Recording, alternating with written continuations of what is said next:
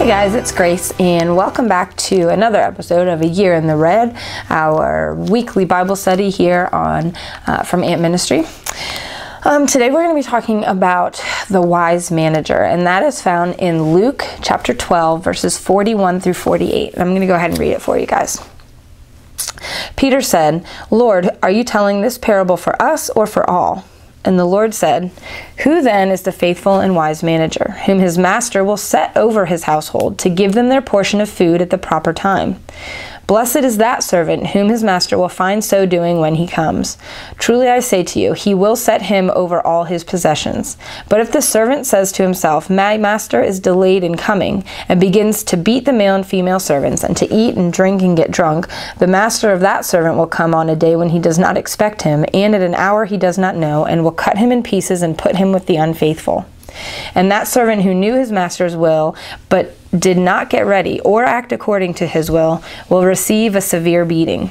But the one who did not know and did what deserved a beating will receive a light beating. Everyone to whom much was given, of him much will be required, and from him to whom they entrusted much, they will demand the more." So there's a few things that I want to kind of pick up on here in this parable. And the first thing is it's very specific who this passage is talking about. Peter starts out by saying, "Lord, who is this that this is meant for? Is it for us or for everybody?"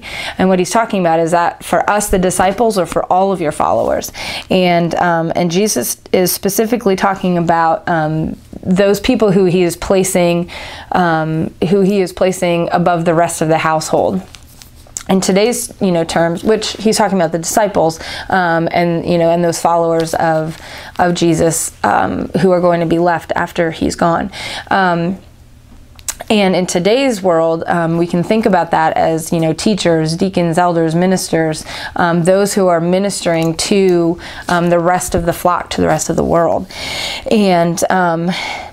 And so as we're thinking about this, the key things to point out are there's a few key people that he names. First of all, the manager who does a good job. He takes care of the rest of the servants and the master's household. They give them the proper portion of food and everything. And when the master comes, the wise manager is doing all of those things correctly, is doing exactly what the master asked him to do. And it says there that that manager will own all the possessions of the master, or will set him over all of his possessions. So he's basically trusting him with a lot. But then the other servant is, he's saying, "My master's not coming back," and then decides to indulge his own desires and do whatever he wants. It's very specific here. It says, he's beating his male and female servants, he's drinking and eating and getting drunk, and he's really just indulging his own desires and his own wishes. And he won't be ready when the master returns. And when that is the case, when he's not ready when the master returns, the master returns and cuts him into pieces. I mean, we're talking very graphic in this parable. But what's that? What it's talking about here is for those of us that are, for those of you, for all of us that are ministers, that are, and not just ministers, but those of us that are, called to follow God's will, and we all are. But then there are certain people who are placed above that, that God puts in positions of authority to feed and assist the rest of the flock, the rest of the household, basically.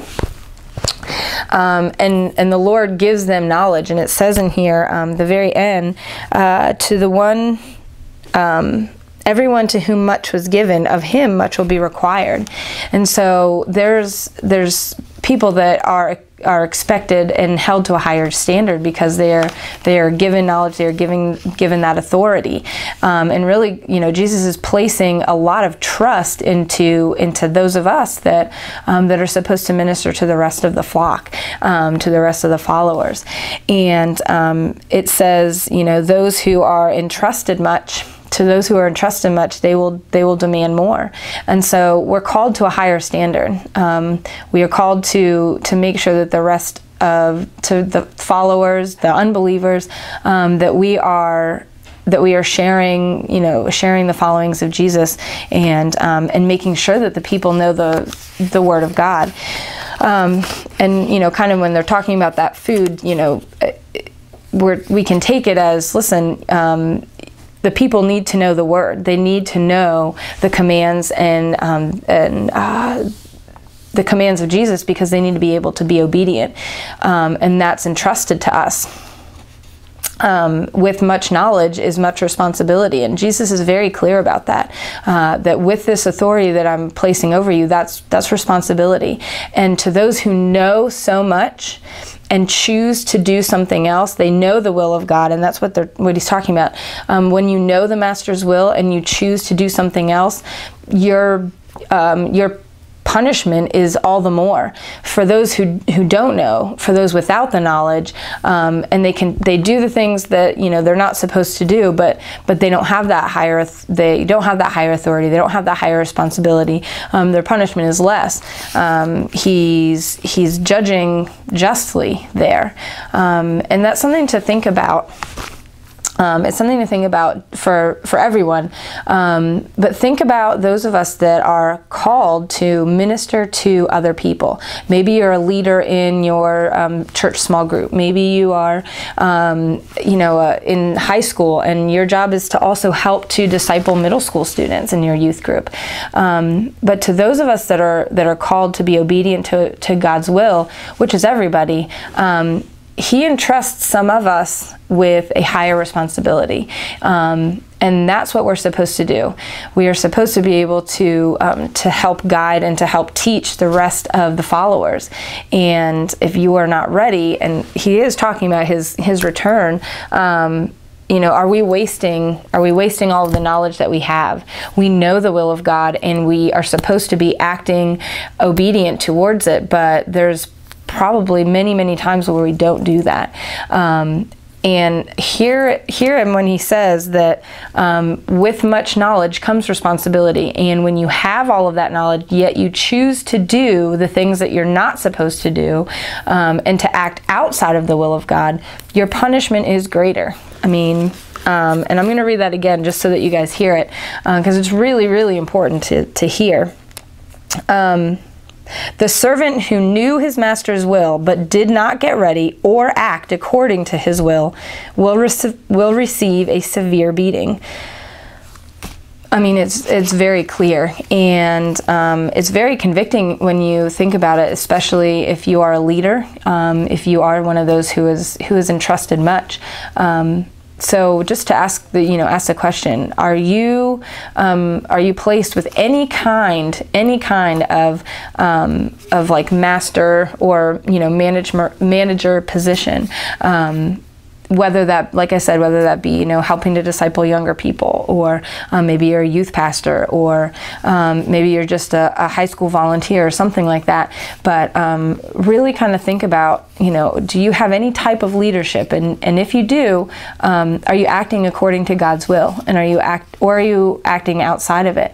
And to just remember that with much knowledge comes much responsibility, and also comes much punishment for those of us who blatantly ignore and decide to do the things that are not obedience to God's will. So that's it for this one. Hopefully you guys can get a little something out of it. Really kind of just, I guess, think inwardly, and join us next week for another episode. Thanks, guys.